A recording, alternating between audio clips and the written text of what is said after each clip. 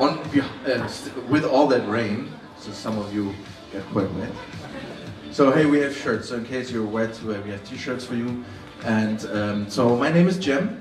I'm the founder of Startupnight, and I'm very happy that we have two of our partners here tonight. It's E.ON with E.ON Agile, it's Viva here, and we have from Berlin Partner, we have Phil here with the Start Alliance initiative, and they will take over in a minute. But before we go into it, I have the honor and the possibility to talk about Startupnight really quick.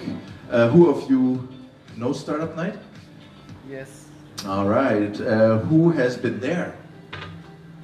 Okay, so who has not? That's good, that's good. Have you heard of Startupnight? Those who have not been there? Okay. So those who know, give me 3 minutes. So Startupnight is a 7-year-old event. So it will be the 7th Startup Night. We used to call ourselves a long night of startups, Lange Nacht der Startups. And the idea was that with all the initiatives and events there are about startups, around startups, for us it was always an event that some people, event owners, event managers just make money out of people to get them there, and so you had to pay 150, 300, 1,500 euros to go to an event, and you get some talks, and usually were always the same speakers back then. And our idea was to bring startups into the play and present startups. That was the key idea. So we started 7 years ago on the B2C level, where we said that, okay, there's a big community in Berlin and even in Germany, so let's invite them and invite investors and corporates, because they all want to work with startups. So with the total surprise, the event became very big from day one. And over the years, we grew to 4 locations with 250 startups and almost 4,000 visitors in the last year. So the idea was, with over 50 VCs and 13 corporates last year, to generate business for the attending startups. So that's the key topic for us. So for us, as I'm from Deutsche Telekom, I need to mention that, was the idea that we want to work with startups on eye level. And the same is for E.ON, the same is for Partner and Volkswagen. And with local heroes like Berlin Partner and Investitionsbank Berlin, we found people who had the same mindset, let's say, to show that we have a great startup scene and to be part of it. So today, I'm very happy that this is the first event, the first satellite event around Startup Night, with a focus on energy. And the idea, as this is also one of our topics this year, let's jump right into it. Application phase is out there, so for you guys who have a startup, please apply on startupnight.net, and I'll hope to see you there. So, to make a long story short, we decided that you will start, right? Phil, then come up and introduce yourself. So thank you for being here, and enjoy the evening. Hi. Very short, my name is Phil from Berlin Partner. We are the official economic development agency of Berlin, and my project here is Start Alliance. And we are one of the joint venture partners of this event today. Happy you're here. And Start Alliance is an international startup network. We have 10 member cities from around the globe which came together and decided, hey, we need to support our startups in their international growth. And that's what we do. Actually, today, because we invited startups from around the world, from our partner cities, to take part in our current Start Alliance program here in Berlin on the topic of clean tech. And we're happy you guys are here. Raise your hand if you're part of the current Start Alliance program. Raise your hand. Okay, a couple of those are here, great. And more are on the way, I hope, yes. So that's what Start Alliance does. We bring together startups from all around the world to our member cities and help them with their market entry, help them with making business connections to relevant players, and that's why we have done this together, this meetup here today with E.ON and with Deutsche Telekom and the Startup Night guys, and we're happy to be part of it.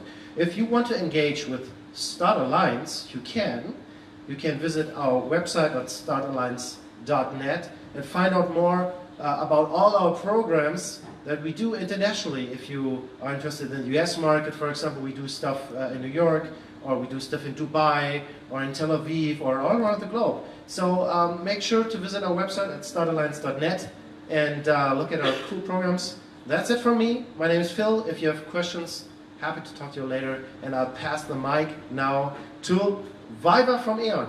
Viva!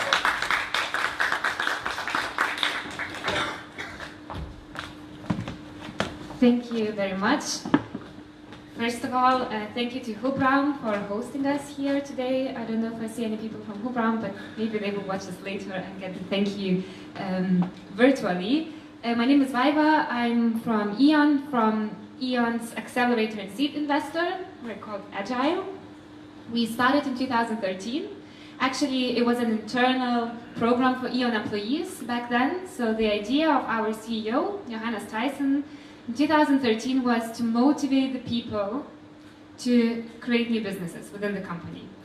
And only 1 year later, in 2014, we realized as much as the people are interested internally to bring new ideas, we also need this external input. So since 2014, we were actually one of the first energy accelerators in Germany and in Europe. We started working with external startups. And currently we have, I think, over 150 startups that we accelerated since then. And just before I give the stage to the speakers, I would quickly like to introduce you to the program. So how it works. First of all, scouting. Per year we scout about 650 startups, meaning we do active scouting, the startups can apply online, we meet them at the events. From those startups, per year, about 45 are invited to Launchpad, and Launchpad is our second stage. We call it, it's like a 3-day boot camp, where startups work already with internal and external mentors of E.ON and of our partners, and try to see if there is actually a business fit with the company. So if there is a business fit with E.ON. Out of those 45 startups, and that would do 3 times a year, so 3 times 15, 5 to 7 startups make it to the accelerator program. An accelerator program is 3 months with the main goal to find the business fit. So we try to set the startups with the units, and we try to set the pilots with E.ON.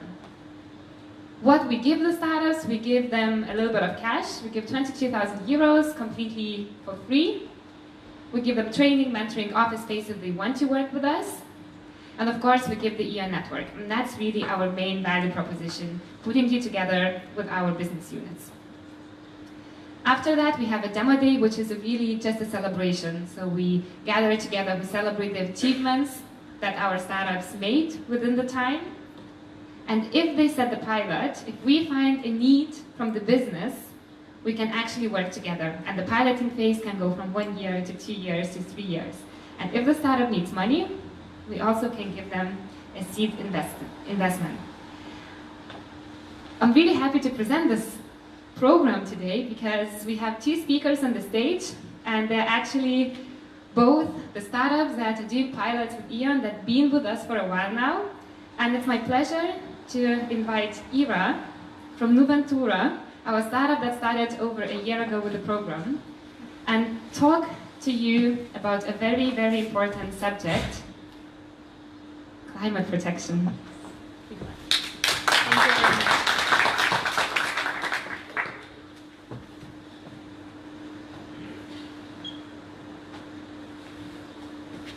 Right. Hi everyone, my name is Ira, I'm from Nuventura, and what we do at Nuventura, we develop switchgear. In fact, we develop an innovative switchgear technology that can eliminate emissions worth 100 million cars every year. But that's not what I want to talk to you about today. What I want to talk to you about today is why we do it. And we do it because there is the most potent greenhouse gas that very few people know about. And I want to tell you more about this. It's called SF6. It is 23,500 times more potent than CO2. What basically means that 1 ton of SF6 released into the atmosphere equals almost 24,000 tons of CO2. And SF6 is quite widely used today.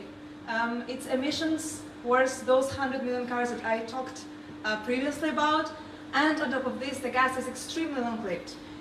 Its lifetime in the atmosphere is more than 3,000 years, which is far beyond 200 years of CO2.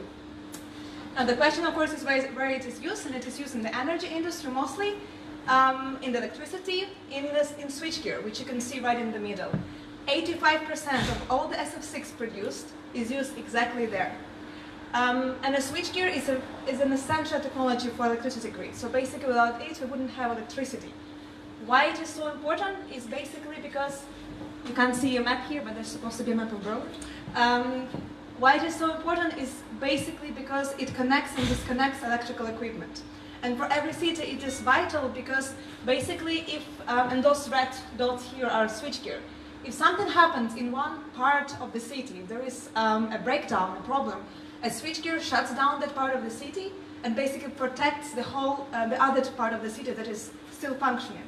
And you can imagine that for buildings of particular importance, like for example hospitals or fire stations or airports, it is extremely important. They have their own switchgear. Now in Berlin alone, there are a couple of thousand of switchgear that are basically based on SF6. And the question that we had in Nuventura, and then I'm sure some of you have now, how come that in the midst of climate change, such a potent gas as SF6 is still used? How come that we don't have an alternative? How come we don't try to invent an alternative to the gas? And the answer to this is at the same time easy and complicated. One of the reasons for this is that SF6 emissions are extremely underestimated and not reported correctly. I can even say that. That is because for a couple of reasons. One of the reasons is that switchgear is normally sealed. So technically you don't open it and close it, and SF6 doesn't really get out, but there are still emissions even when it is sealed. And the second reason is basically SF6 can be recycled, so you don't always produce whole new amount of SF6, you just reduce it, you just reuse it. But even then, 8,000 tons of SF6 appear in the atmosphere every year, which is roughly 80% less than 80% more than the official emissions of SF6. And why it is so is because basically this is a life cycle of SF6, and all the emissions that are reported are only based here. And this is a lifetime of SF6 inside a switchgear. So we only report those emissions there, but the emissions when SF6 is recycled or reused, or when it is transported to the manufacturing stations, or when it is put in a new switchgear, it's not taken into account. And the result of it is that roughly 20% of all the SF6 in one cycle is simply lost, which for a gas that is so potent is a really big amount. Now, another question then follows is that how come that regulations are not in place? What is the policy kind of perspective on this issue? And that's the most complicated topic here, because SF6 created so-called like a vicious circle where the energy providers on the left here, they basically are rather conservative, I would say, but rightly so, because energy is really important. It's like veins to our, it's like blood to our veins. And every innovation is taken slightly reluctantly, because if you have a working solution already, which is SF6-based switchgear, it is safe, it is reliable, and then it's really easy to maintain, you don't really have a need to create something new. And then the manufacturers on the top, basically those people who build switchgear, who provide switchgear for the energy providers, they don't have the demand for it. Like for their business, it's not necessary.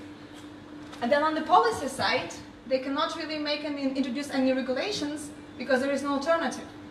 And this circle was functioning like this for a couple of years until very recently a change started to happen. So California is the pioneer in the SF6 revolution, we could say, and the Californian Air Resource Board, some time ago, they committed to phasing out SF6 completely by 2030, and in most of the applications by 2025. And while this regulation is still in the draft phase, the industry has already reacted very quickly, because one of the energy providers in California, PG&E, has already committed to phasing out SF6 by 2030 as well. And they also calculated that for them it is actually quite financially beneficial, so they actually win money out of that. In Europe, the situation is slightly different. So the European Commission wanted to ban SF6 a couple of years ago, but they were not able to do so exactly because there were no alternative at the time. But they will be reviewing this regulation in a couple of years, and let's see what happens then.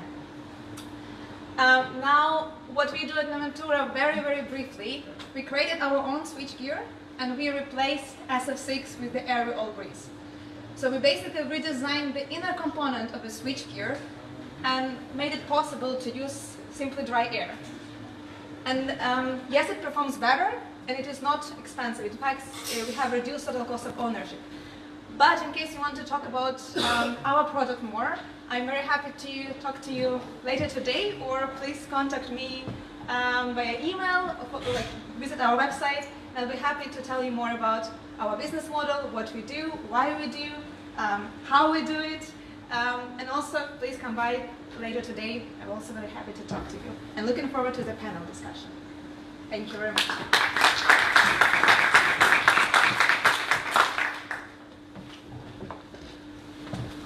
Thank you, Ira. Our second speaker arrived just on time, and it's Christopher from Kugu.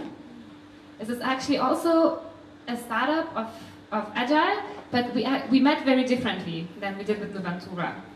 We look at the business and we look at the business needs. We ask the business what they need, and sometimes businesses or E.ON units do find the startups themselves that just fit perfectly with us. So that was actually the story of Kugu and how they came into the game. They're actually in the last accelerator class. So if Nuventura has been working with us for a year and a half, Kugu is actually in our, I would say, the baby startups that are just starting the first pilot with E.ON.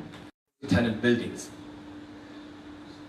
Most of you probably know it from this little paper asking you to be at home for a whole day and asking you to stay there, and then there's a guy knocking on your door, coming to your apartments, reading these little things on your radiators, this water meters, and he's going away, and then it takes half a year, maybe even longer, until you get a bill.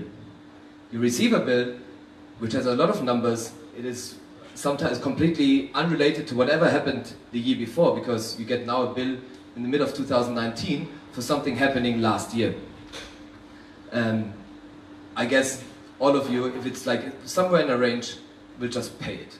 They're not, no relation to it, and if it's an extra payment you do at the end of the year, you probably ask at least, or you doubt what the company did it.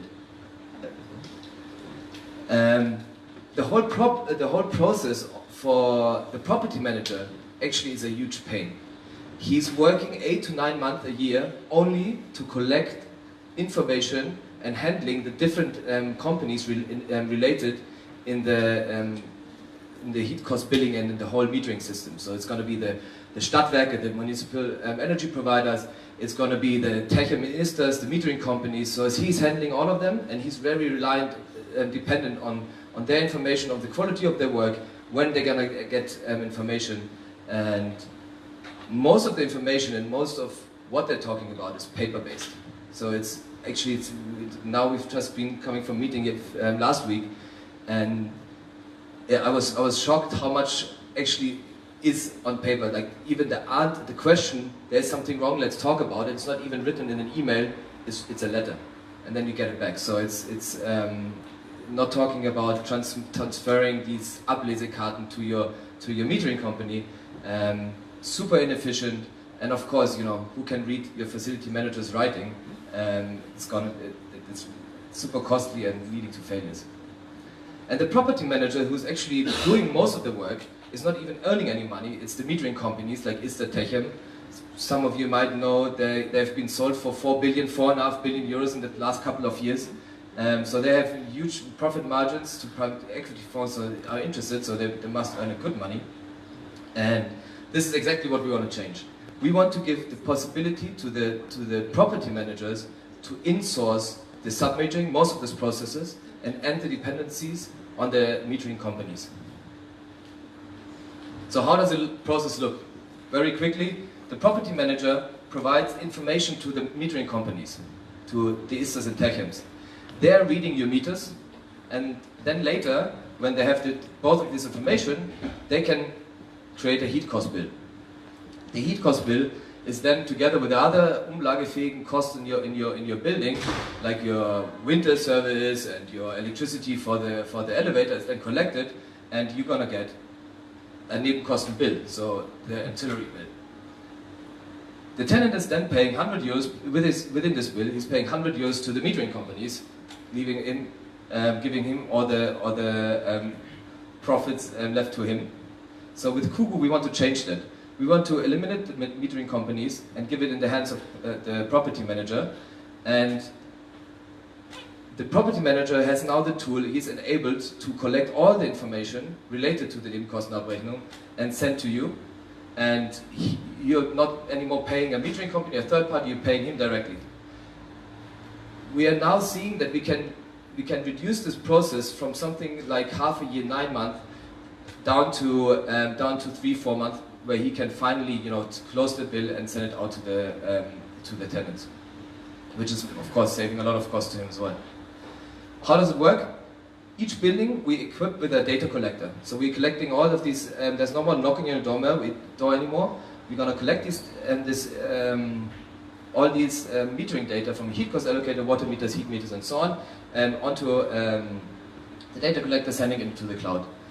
In a web portal, the property manager can access all the information from the building, from the metering data, and also the AP system is then giving all the rest of the data, like you're moving in, you're moving out, all of this information is then exchanged automatically. The tenant, you would get a possibility to access the data not only once a year when the bill is finished, but you would get access to it within the year. So you get have always the chance to see, are you within or above or below the prepayments. And to eliminate all the paper, also the service guy who's really changing meter, reading a meter, whatever, he's getting a tablet app as well, so that he can have all the service within the building digitized as well. So what is the benefit for the property managers? So they save money because the processes are not much leaner, automated and simplified. They're going to make money because it's a new business, so they're not going to depend on any third parties. They can earn the money themselves. And now we created transparency not only for the tenant because there's an access to the information, also the property manager now suddenly has information, a very broad information about the energy status in each of their buildings. And now we can think it further, because now we have all the data of these buildings, not only from the individuals, but also from the building in general. So we have for example, one use case we already realized. Input, output of a central heating, we can monitor, we can see what is going good and what is going bad. So is it running throughout the summer? Is it running throughout the night? All this information we can automatically analyze and give it to maintenance companies, and they can optimize. So without any investment, without changing any processes inside the building, we can save up to 12% of energy, which is then, again, a benefit to the tenant. We are based here in Berlin, so we are a team now of 11 people. We started more or less beginning of last year with our first employee, and now growing up, we're grown now to 11 people in total. Very diverse backgrounds from the energy industry to IoT development, and we already won E.ON as a customer. So that was actually before, like I just mentioned, we started with a project with Edis. It's an E.ON daughter here in Eastern Germany, and they liked the idea so much, so they're already, like, we are very far with the discussion. So we're already rolling out with them, or they have like the idea to roll out within 2019 the sub-metering business within their company. But we are also working together with property managers across Germany. So we have customers in Leipzig, in Munich, in Cologne, where we collaborating at the moment. So I hope I could give you like an idea what we are doing. I'm very happy for any comments, maybe ideas for collaboration, ideas for working together, and I'm very happy to meet many of you afterwards. Thank you very much. I have a question. Yes, please. Without even me saying that. Oh, perfect. Sorry. Go for it. You're saying you're collecting the data in real time? Or do I need that much? So you're saying you're collecting the data in real time?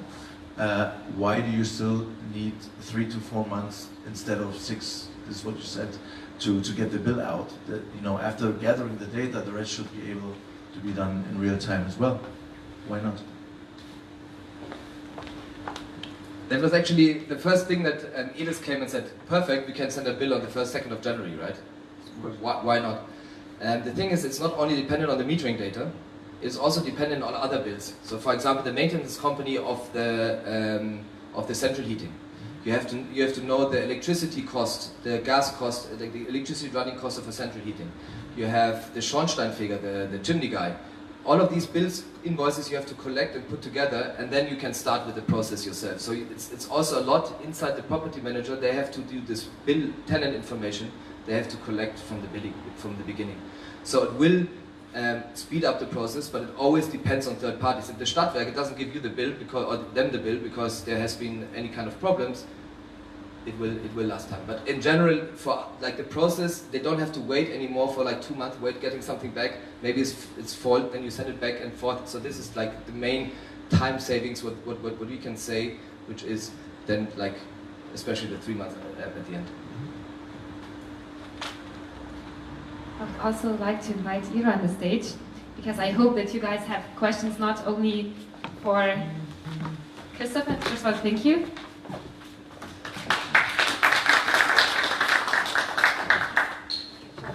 Yes. I will ask you first, do you have any questions to one of the speakers?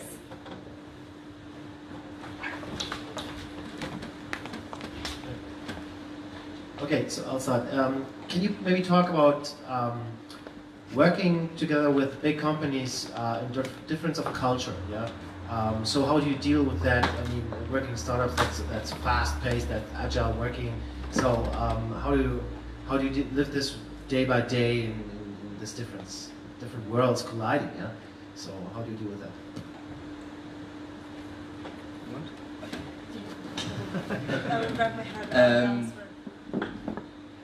So the big corporations like Edis would be one, like E.ON would be one.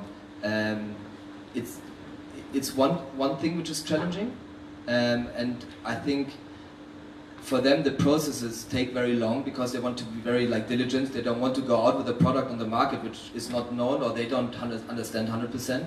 So for them it is really something where they, you just keep on convincing and talking to them. There's another meeting. So it is, of course, it is slowing us down in the way we would like to roll out, and it would be, for example, an e-commerce shop who can, you can very quickly iterate and bring out new products and iterations. For these companies, it will take a longer time. I've been working in the past a lot with corporations. I've been working with Daimler. I've been working with huge corporations in different sectors, and we see especially the long-term value on it. If we win a customer like Edis and it really works, and we went through this process of being very slow and very convincing and having another meeting, I think after you really won them, and then this could be a very, very long good partnership. And I think this is something time well invested for the corporations. If you talk about the property managers, there you face a different problem because they're like small companies. They're super non-digital.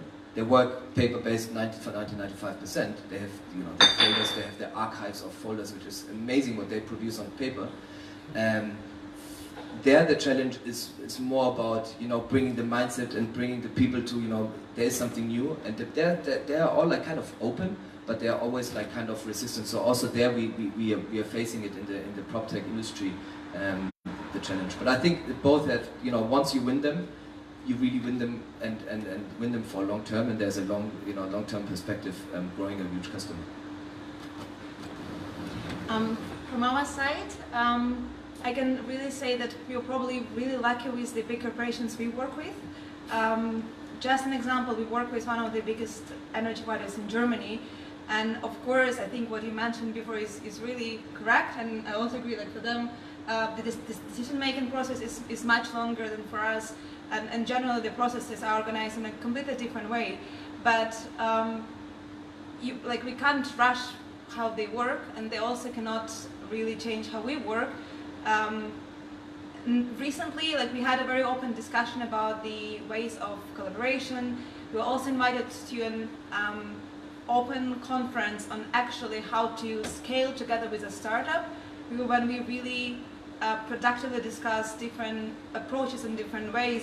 And what I can say from my side, I really see this slow shift towards really finding a way and adjusting from big corporations, which of course is really great for us. But that is an example of the company that we work with. I don't know if that's something that really is in big corporations in general. I would say rather not, but probably you were just really lucky with the ones that we work with. Maybe before we go to the next question, I would use the chance and ask maybe some of you guys, there are a lot of startups here, anyone wants to share their experience, different experience working, same experience working with a corporate? Okay, no one wants to share. Then, I give it to the next question. Well, hi. Actually, we met with Christopher last year, so the question goes to Ira. Actually, I used to lead an R&D team at the Polish TSO, and we had a lot of issues with this crap, with this SF6. So there used to be a project to replace, for example, SF6-based switchgears with the vacuum-based, which is essentially a Russian technology, but it didn't work very well for high voltage. So the quick question is basically, is your solution working for high voltage, and what is the stage of development at the moment? That's a really good question, thank you very much. So our switchgear is a medium voltage switchgear. We, once we are at a bit later stage, we will be developing high voltage technology as well, because we believe that our solution actually fits all voltage level. At the moment, we have a primary medium voltage switchgear only. Any more questions? Okay, I have one question. So you guys work on very different projects. Where do you see the solutions on hardware production? Because everyone is talking about software, that everything is software-based, especially probably for you, Ira. How do you see the development of hardware? And for you, Christopher, is it still necessary, or can we solve most of the stuff just changing the software and developing that?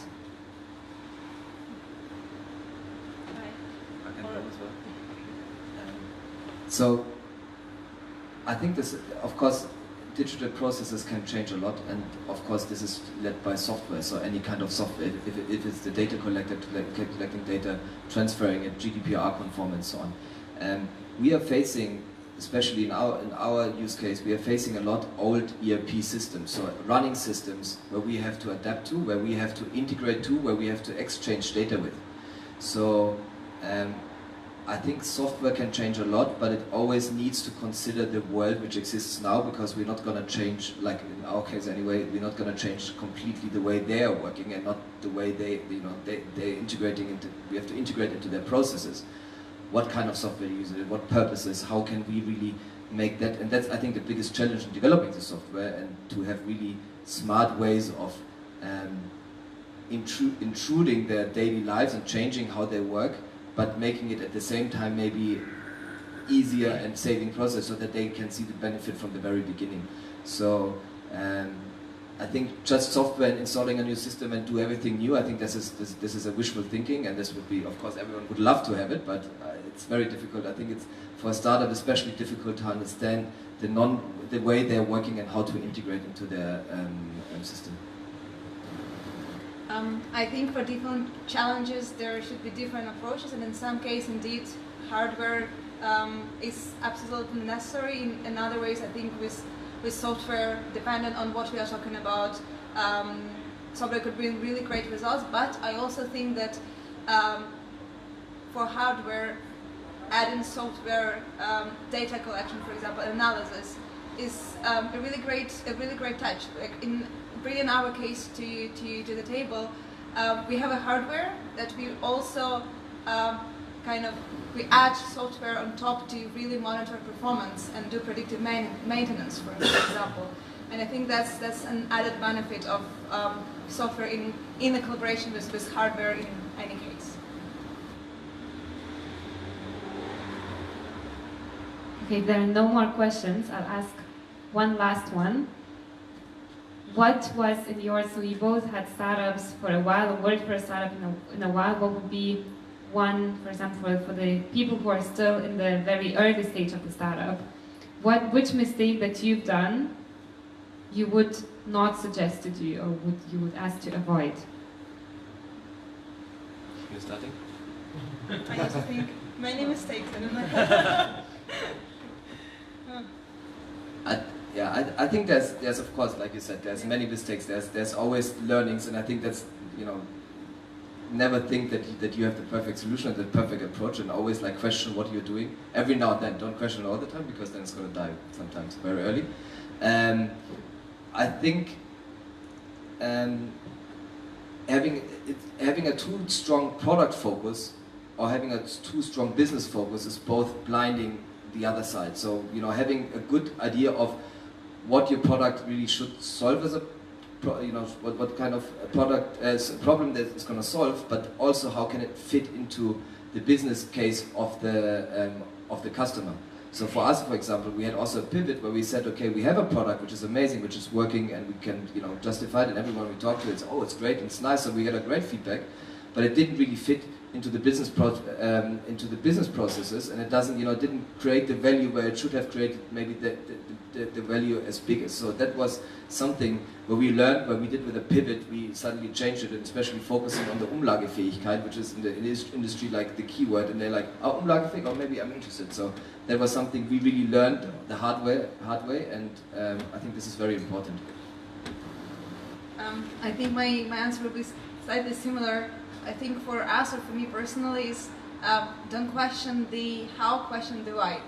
Like, I think understanding why, and it sounds very simple, but we have made so many mistakes with it that sometimes the way we proceed sounds so intuitive and exactly how it should be, but they're always be critical, and there's always a better solution to that. And questioning the why go to this conference, why do that, why approach this partner first is essential, and that's what probably I personally learned in the first month a lot. Thank you. I hope you're going to stay for a little bit longer, and if you did not trust yourself to ask the question in public, you still can come to Ira and Christopher. Thank you very much. The same Phil from Berlin Partner. Hopefully Anne as well, stay for a little bit. You can ask me questions, and there's also my colleague Robert from eMobility. If you have any mobility related questions, he's your man. Cem from the Startup Night. Please come talk to us and grab a drink, grab some food, and thank you for coming in the rain. If someone still needs t-shirts from Startup Night and still what, I heard there are still some left.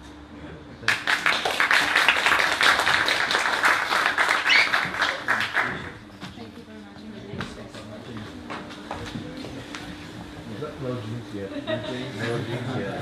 But that really would have solved it. Maybe that's some shorts or else.